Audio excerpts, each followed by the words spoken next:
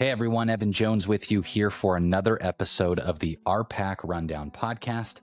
You know what week it is. RPAC girls and boys basketball tournaments begin on Friday and Saturday, and then wrestling is on Saturday. So we are fired up to say the least. To help us preview it all, we have Cody Gerlach of the Valley Voice joining us, a great guest to have help us out this week as we preview the girls and boys basketball tournaments and RPAC wrestling. Also, we will go through the RPAC rundown featured matchups we had from last week. And then finally, we will have Athletes of the Week brought to you by First Central Bank at the end of the show. As always, check us out on social media and rpacrundown.com. Of course, the RPAC Rundown podcast is brought to you by a bunch of great sponsors like Arapahoe Rehab and Fitness, Cambridge Supermarket, Webb's Oilfield Service, Cambridge Rehab and Fitness, Onyx Native, and C+. We'll take a short break and we will check out those featured matchups from last week. You're listening to the RPAC Rundown podcast.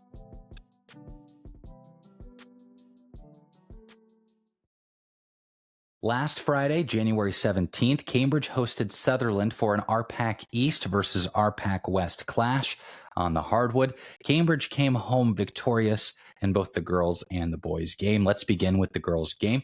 It was close until Cambridge made a run in the second half to secure a 43-24 win over Sutherland. For Sutherland, they were led by Addison Gunderson with 9 points. Grayson Elfelt had 8 points, and Elena Dyer had 6 points for the Sailors. Cambridge was led by a monster game from Mallory Springer, 20 points and 14 rebounds, and Elizabeth Kubik, she had 6 points and 12 rebounds, and Brooklyn Holtz scored 6. In the boys' game, Cambridge started quickly and used ball pressure en route to their 63-37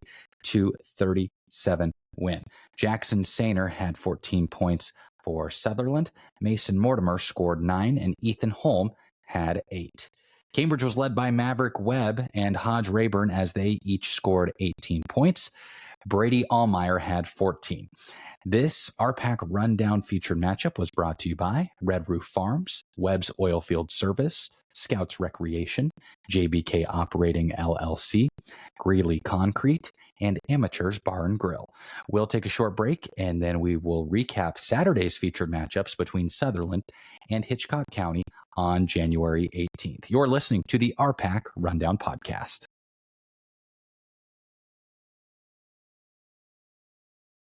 On Saturday evening, Hitchcock County played host to Sutherland for a girls and boys doubleheader. The home team was victorious in both games. In the girls' game, Hitchcock County used their size and press to create a big lead and sustain it, winning 56-34 over the Sailors. For Sutherland, Mihaela Vasquez led the way with 14 points. Peyton Weber had 13. Hitchcock County was led by Madison Carlson with 25 points. Kaya Johnson had 13 points, and Riley Hagan had 11. In the boys' game, the Falcons got up early and they didn't look back, winning 51-19 over Sutherland. Isaac Sinsel led Sutherland with 8 points. Ethan Holm and Jackson Sainer each had 3. Hitchcock County was led by 18 points from Adam Kisker, 15 points from Jack Baker, and Jace Hawkswell had 6. This RPAC Rundown featured matchup was brought to you by Greeley Concrete, Bentley and Kisker PC, Trails West, and Hawkswell Motors. We'll take a break, then we'll visit with Cody Gerlach of the Valley Voice about the upcoming girls and boys RPAC tournaments for basketball. And of course, RPAC wrestling will be coming this Saturday.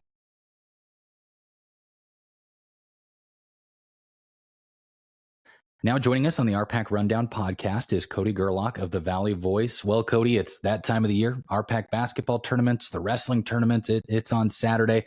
It's a fun time of year, isn't it? But it's a little bit hectic too, isn't it? It gets a little crazy with the expansion of the league. We had to change the schedule around. Mm-hmm. Used to kind of have it nice, right, Ev? Where Yes. you go to wrestling a day, go hit basketball a day. Mm-hmm. Some stuff's going to overlap a little bit, but stuff had to change. It's just how it's got to work. So yeah, and very excited, just as we'll get into the wrestling side of it, with a couple teams like Highline and Sutherland joining. And obviously it's exciting for girls and boys basketball to have them in too, but they're going to kind of change things for the wrestling, which we'll get into a little bit. But let's start with yeah, for sure. Let's dive into each tournament. Let's start with the girls basketball tournament. I think it's safe to say, let's talk West Side. The favorites, Maywood Hayes Center. But some of those teams that could make some noise are maybe Dundee County, Stratton, Paxton, a 6 seed like Wapaw if you catch them on the right night. But what do you make of that west side for the most part, Cody? Well, Maywood Hayes Center's kind of had a stranglehold on it for a little while. I should have looked it up, but it feels like they've been in the finals a lot lately.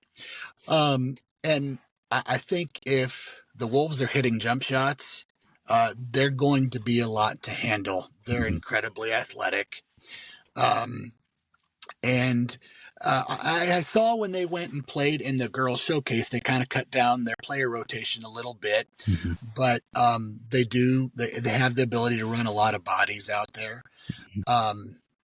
Similarly, as we're going to talk about the top teams, they all kind of play the same way, right? Yeah. They want to pressure their opponent. They want to take the ball away and get out running in transition. And all of these teams are dangerous when they get to play their style. So similarly, we're going to talk about some of the teams in the East. I think if you can slow games down, then, you have an ability. A lot of the teams in the league have the ability to play with some of the higher seeds. Yeah. Maywood Hayes Center, one of their losses this year was to a team from Oberlin that's really good at Cattle Trail Tournament. The game got slowed down a little bit, and that they struggled to put the ball in the basket. In fact, I think when they got beat, they didn't score in the fourth quarter. So I think as long as Mayhay can control the tempo, control the pace, and keep the game up and down, they're really tough. And they certainly have the ability to score in the half court. Yeah. But I think that's where they become a bit more vulnerable. Someone like Dundee County Stratton's long and athletic, and they can certainly run too. But they can have some of those similar problems, right? Yeah. If we have to go and run half court stuff and we're walking up and down the floor and we're not taking the ball away, then the games, when they get down into the 30s, well, now if I'm the opponent and I have somebody knock down 4 threes, just gets hot for a game, well, I'm right in this thing. So then, the Wapaws, Paxton, Hitchcock County has the ability to knock down some jump shots. They do, yeah. Maxwell. Yeah. You get into some games, and that's the great part about tournament time is, similar to every level of basketball, when we get to tournaments, we're looking for upsets, we're looking for games that are close that maybe we didn't expect it. But yeah, MHC is the favorite on that side. I don't think you can really argue that much. Yeah. And it's not like it's a huge gap between them and Dundee County Stratton, but if you just look at it, it's like, okay, MHC looks like the favorite. And Dundee County Stratton, like you said, they run really well. They have some of the things with a small roster, and you're playing a lot of games in a few days. That's gonna be tricky for them. But yeah. So let's talk East Side now. It feels fairly open. Southwest is the number 1 seed. They're the favorite. They look like the best team on the East as of right now. But you got number 2 Alma, who's coming together really nicely. Southern Valley, you can count on their ball pressure being incredible. And then number 4 Arapahoe, they're scrappy as heck on defense. What about that East Side that you like for the tournament? It's interesting. The league is big enough, and not everybody schedules everybody. But I think Southwest is in the unique position. I think they've beaten the other 7 teams. Yeah, I think you're right. Alma, Arapahoe, Southern Valley, Bertrand, Cambridge, Med Valley, and Highline. I think they've played them all. They've beaten them all. Got to go to the Southwest Southern Valley makeup game on Saturday.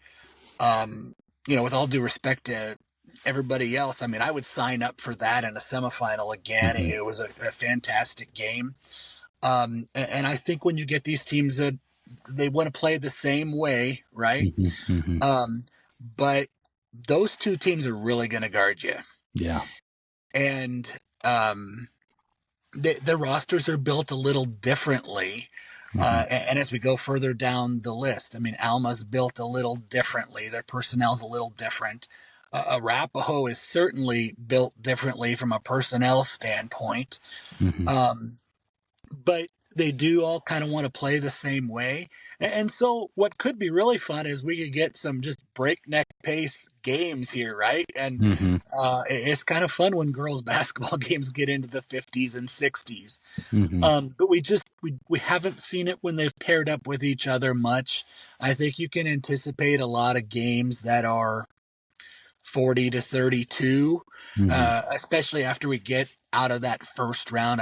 There might be some lopsided scores in the first round, but I think as you get on and like teams are paired with each other, but yeah, I mean, I think Southwest, they have maybe not the experience of competing to the end of the tournament in basketball, although been pretty solid lately, but they have that experience from volleyball. They have the great thing for a lot of these schools is Cattle Trail Tournament gives you that 8-team format, and you kind of get the experience of, okay, game one, we advance to game two, the opponent's going to be a little better, we advance again. It's great. I love having a 4-round tournament for everybody. And I think the action on the East is going to be pretty good and pretty competitive. Yeah, definitely. Now, just kind of looking at the bracket, is there a matchup from the East and the West that intrigues you? For me, on the West side, I really like number 3 Paxton versus number 6 Juanita Palisade. I think that could be a toss-up game. And then on the East, I like number 4 Arapahoe and number 5 Cambridge. Is there any that sticks out to you, Cody?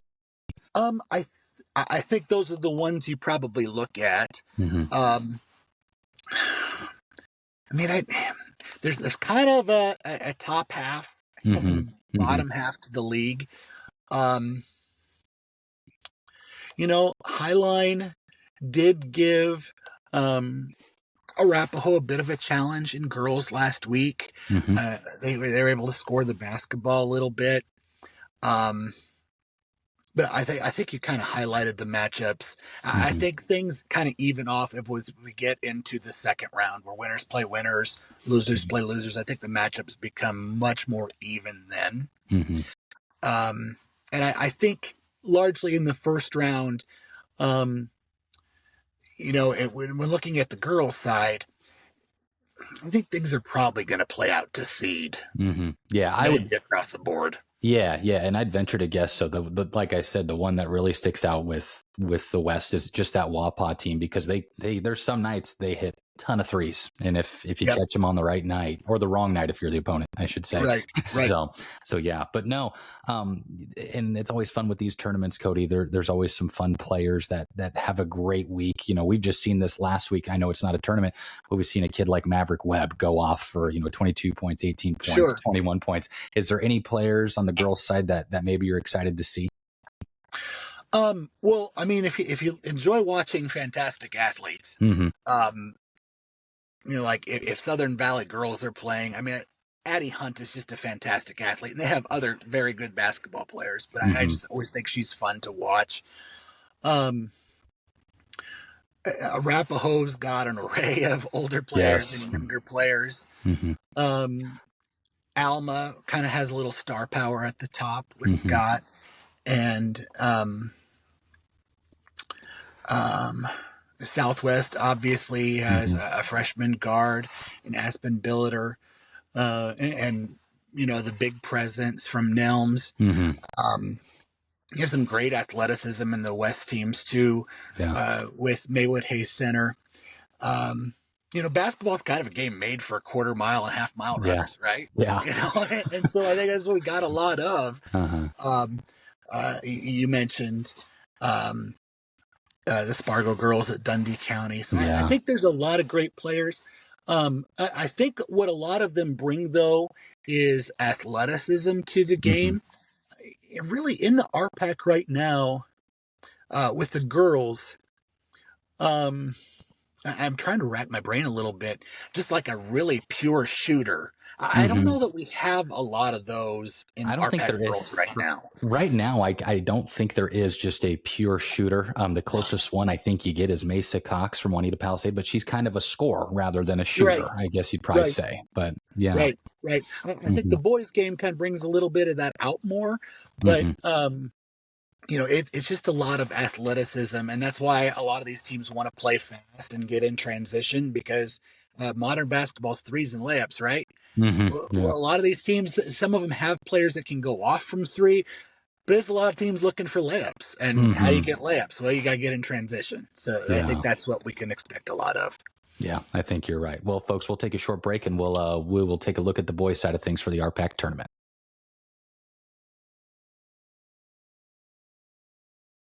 Welcome back to the RPAC Rundown podcast. Of course, we have Cody Gerlach of the Valley Voice joining us this week on the pod as we get ready for the RPAC girls and boys basketball tournaments and the wrestling tournament, which that, of course, takes place on Saturday in Cambridge. We have the brackets up on social media. You can check out everything there for basketball. Wrestling, we'll have more information as it goes on. Now, we're going to talk boys basketball side. Let's start with the West like we did with the girls. We started on the West first. You've got number 1 Hitchcock County, number 2 Dundee County, Stratton. After that, it's kind of not even mess isn't the right word, but a lot of evenly matched teams 3 through that 8 spot. But what do you make of the West side of the bracket, Cody? I think on the whole, the boys' side is just a lot more balanced. Mm-hmm. And I think when we've seen some of the matchups, there have been some blowouts, but I think some of the teams that are seeded 4, 5, 6 have taken on some of the top seeds, and the games are more 10, 13 point games, not 30 or 40 point games. Obviously Hitchcock and Dundee just played here in the last week to 10 days. The days all kind of run together for me. Fantastic game that came right down to the buzzer. But I think there is a balance of pretty decent basketball. And I think the teams match up with each other a little differently. You've got a matchup in the 4-5, I think, is Paxton and Maywood Hayes Center. Correct. Yeah.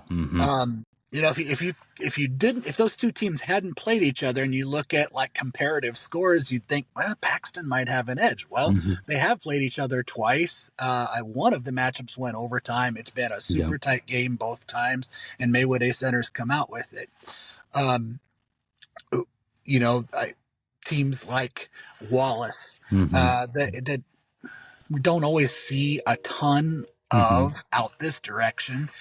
Maxwell, I had another coach tell me, he's like, you look at their record and you're like, oh, okay, well, we kind of get a night off. But it's like, then you watch them on film or you show up the wrong day and they're kind of scary. There's a lot of that in the boys' side. Yeah. And so I think the games on Saturday versus Friday are going to be more competitive. And I think as you go to the fourth quarter, it's a lot of games that are going to be, at most maybe 4 or 5 possessions, but maybe even 1, 2, or 3 possession games. Yeah, absolutely. I think so too. And you can say the same for the East side. It looks like Alma's the favorite, but Bertrand, they've had a couple of close games with some teams, like Southwest and like that. But Bertrand is built for the tournament every year. They come out, they play well in it. And Cambridge, they've won 6 in a row as the number 3 seed. What about that East side? Is there anything to watch for on that side, you think, Cody? The whole, you could try to predict it, but really Saturday has the potential to just mess everything up, right? I think Alma's in a pretty good position. And, you and I talked in advance of this. It kind of feels like Alma in the East and Dundee County in the West are the best teams. But they've both been pushed and challenged. Hitchcock County has beaten Dundee County. And in the East, Alma hasn't just blown the field away when they've played these teams. They've blown some of them out, but they've had some challenges too. And I think the collection of teams, and as you get into, so we got Alma, Bertrand, Cambridge, the 4-5 is Medicine Valley and Highline. Those two teams have competed with the top end of the league. They've been very competitive in a lot of the league games. Southwest has the ability to score the basketball, and they can fight it a little bit defensively at times. But when you have the ability to score and you have a player like a Houston Billiter that can go off for 30, they scare you a little bit. I mean, I think they just, like you said, they pushed Bertrand to a 4-point game. They came in here to Cambridge a few weeks ago, pushed them to the end. Highline's kind of had that ability too, where they can really hang around. And both those teams, I think, similarly, if you can't get up on them as lower seeds, they have an ability and kind of a knack for making a run at people if they're not buried, by about the midpoint of the third quarter. And I just think there's the potential for upsets, probably up and down each game on Saturday. Yeah. But yeah, I mean, I think Alma, just from a personnel standpoint, I think that's the most dangerous team and the favorite. Yeah. There's been multiple occasions where they've had 4 or 5 players in double figures this season in a game. So that's always interesting. We mentioned it, Medicine Valley, number 4 seed, Highline, the number 5 seed. Medicine Valley, and I mean this as a compliment, they have the most collection of just irritants on that team. Like Brody Senf, he might only be 6 foot tall, but he the other night, I think he grabbed 15 or 16 rebounds. Ethan Brown's a nice shooter. Tice Pate is great on defense. He shoots the ball well. Lucas Einspar, great. Mason Robley makes a lot of things happen. And then on the other side for Highline, Zach Whitaker can give you 30 if you need it. So that game, I think specifically on Saturday, which is not surprising, it's a 4-5 matchup. That one could be really interesting, wouldn't you say? And for those two teams, it really comes down to how they shoot the basketball. And it's not necessarily even varied by the quality of shots they get. Some days, each of those teams gets good looks. You just don't make as many of them. Sure. And then some days they tend to make more.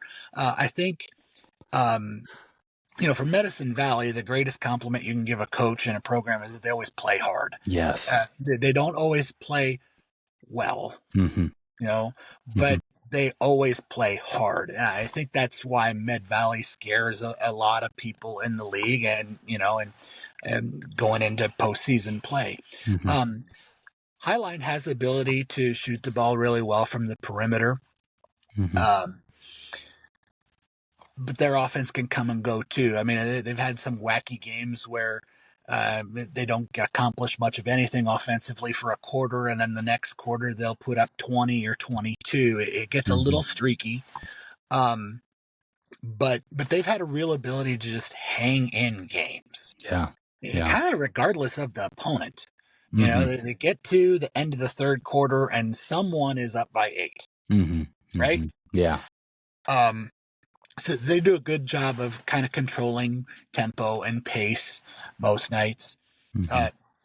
Cambridge at the start of the year was trying to win games in the 40s, and now games have been more, in the 70s and in the 60s. So there's been a little bit of a difference there.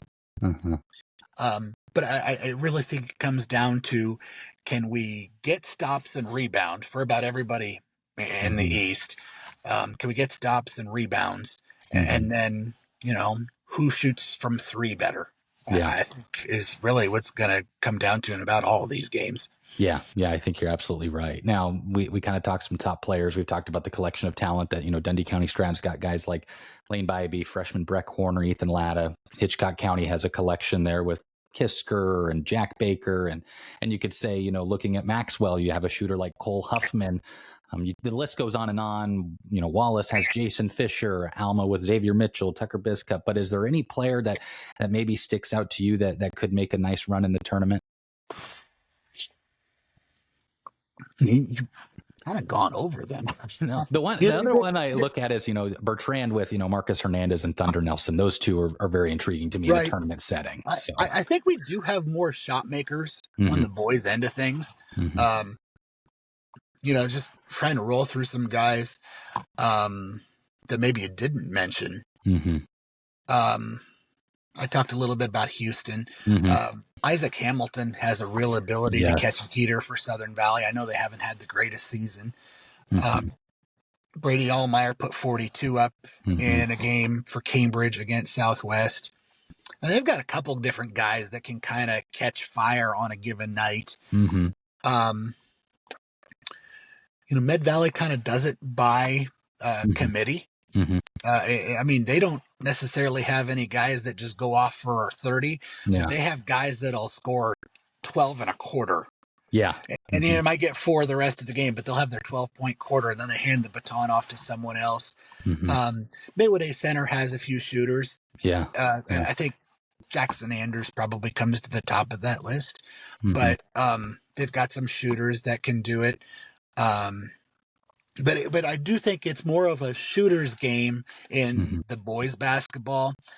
Some of these teams certainly want to get up and down the floor, but I think it's more of a controlled pace on the boys' end than the girls' end, where we're just wanting to play 94 feet and suffocate you. Yeah, and I think you're right, because you look on the west side specifically. I'm trying to think, bigs on the east side, there's not a ton, but on that west side, you've got Lane Bybee, Breck Horner from Dundee County Stratton, Adam Kisker from Hitchcock County, and then you go to Paxton, and they've got Maddox McConnell, Jasper Brewster, some bigger guys that they want to try to get involved. Right. Yeah. So, no, I think it should be really entertaining. Hey, we'll take another break. When we come back, we'll chat about wrestling coming up on Saturday. You're listening to the RPAC Rundown Podcast.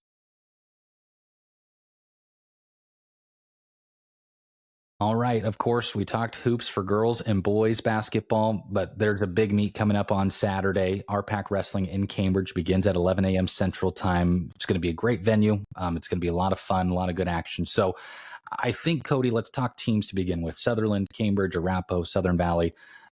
Southern Valley's been wrestling really well of late. I don't know if at the beginning of the season you mentioned them in this breath, but those are the teams you kind of look at to really maybe make an impression on RPAC. Is there any other I'm missing? And also with those teams, what makes some of those teams special? I think when you get to in terms of like trying to predict team standings, it's who has the most guys to run out there, right? I think Alma is probably also dangerous. Yes. Because they've got probably a couple guys that could challenge for the top of the podium. I mean, Jeremy Felix is undefeated still at 190. He's been awesome this season. He's been so good. Yep. But I think you've probably, I think you said Southern Valley, Sutherland, Cambridge, Highline. Arapahoe. I mentioned Arapahoe too. Yep. I think that collection between the two of us, I think that collection of 6 teams is probably who we're looking at to kind of, I don't know that they're going to be necessarily the top 6, but I think one of those 6 is who's probably going to take the team title on Saturday. Yeah. I'm really looking forward to seeing those teams wrestle. And, before we get into weight classes, and I'm going to have you kind of elaborate on how that will look a little bit on Saturday here shortly, but in terms of individuals, without talking specific weight classes, because we might see kids go back and forth a little bit before Saturday, who are some individuals that you're excited to see wrestle on Saturday? Well, I mentioned him already. I just always enjoyed watching Jeremy Felix wrestle. He just, it's a high motor all the time. And as he was younger, he's been at the same weight class for 4 years too. He didn't always look like the other kids at his weight class, but he's athletic and flexible, and he's just 100 miles an hour all the time. That's what I've always appreciated about him. You've got a lot of guys that have been not just at the top of the podium in RPAC, but at the top of the podium in Omaha at state wrestling. Briggs Hill from Arapahoe is having a great year. Took 3rd last year as a freshman. Grady Dempsey had a little injury scare there right at the outset of the season, but it looks like he's back and going. He is a 2-time runner-up for Sutherland. They've also got Scotty Anderson, Luke Harper. I don't want to leave people out. Sure. Carson Schuler's another one for Hitchcock County, big, strong athlete. And I don't know where everybody is health-wise. Sure. But he's one that's, I think he's only wrestled about 13 matches so far this season. With Cambridge, you've got Dirk Sayer. they've had pretty strong years from Carter Haynes, Colton Perks, Abram Norton's had a real good year. So they've got, amongst the teams, they've probably got a pretty large group that could challenge for medals, and that's what it's going to take. But you're going to need some individual champions. So I knew I'd forget some guys. Oliver Nutter is also undefeated for Sutherland. Southern Valley has had some guys that have had good seasons in the past, but have been really, really good. Highline, Parker Schutz, Grady Schutz, Connor Edwards has been real good at 106. So there are a lot of really good wrestlers that'll be on the mat. And forgive me, I know I'm passing some guys. These are the ones that are standing out off the top of my mind right now. But Jason Smith's been a great heavyweight for Arapahoe so far this year. So there's some classes that are going to have multiple state-rated guys battling it out, and there's some classes where weight classes where those top 3 or 4 teams are all going to have a guy really vying for the medals, and that I think could be what separates a team race, who comes out on top of those weight classes and who maybe doesn't get a medal.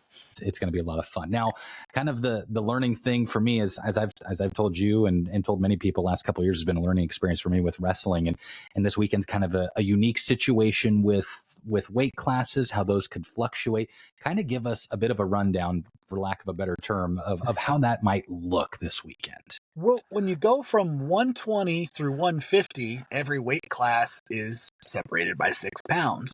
So what makes it a little interesting is when I was looking at track wrestling, it looked like they were given 3 pounds, but by my math, there's a team or two that's competing Thursday and Friday.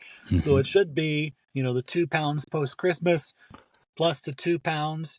So when you've got 4 to work with, it makes it a lot easier to just slip down a weight class. So that's where, forecasting some of this is challenging, because you could see some guys moving down a class, or that can kind of change some of the matchups. Coaches are looking like, hey, where can I get the most points if we want to really push for this team title? Well, also, they want to protect the wrestlers' records and stuff. Those are important as we, are 3 weeks from districts time. So there's a little bit of cat and mouse there.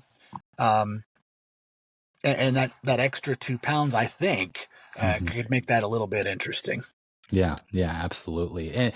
And I know, without knowing for sure, without forecasting, with not knowing anything, but is there a couple of weight classes that might be ultra competitive, Cody?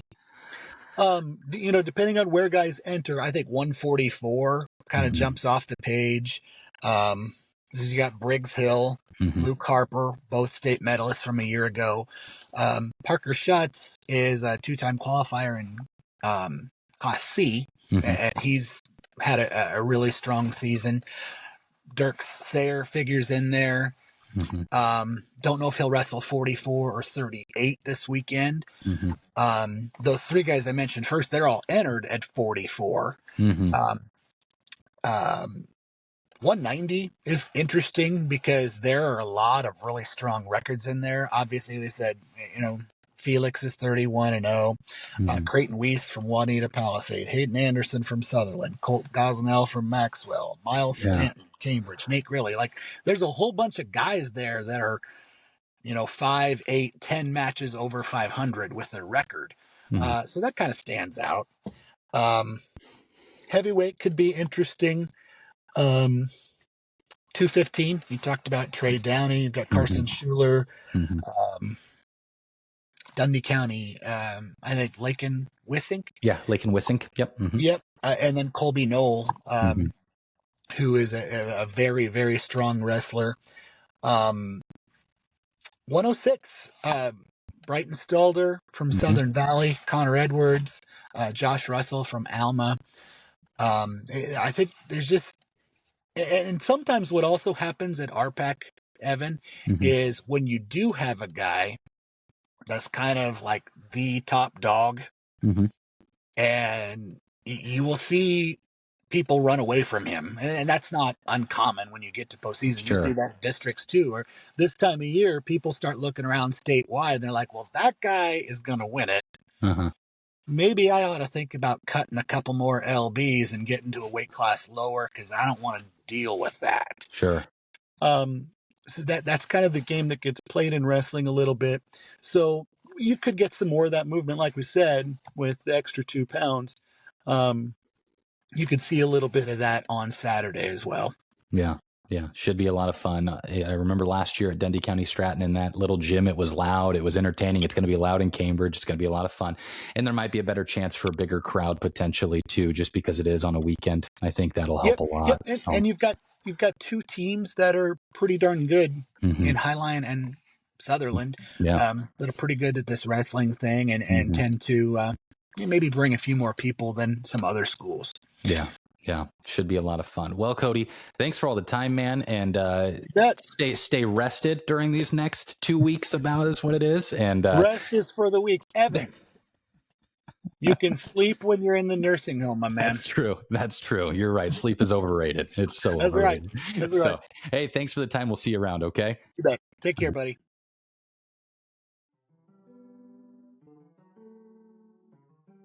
Welcome back. It's time to announce the RPAC Rundown Athletes of the Week, brought to you by First Central Bank. Let's plan for tomorrow together. First Central Bank, member FDIC. We have co-athletes of the week for our female athlete of the week. First, Aspen Billiter of Southwest. In the Rough Riders win over Highline on Tuesday, Billiter posted 16 points, 3 rebounds, and 4 steals.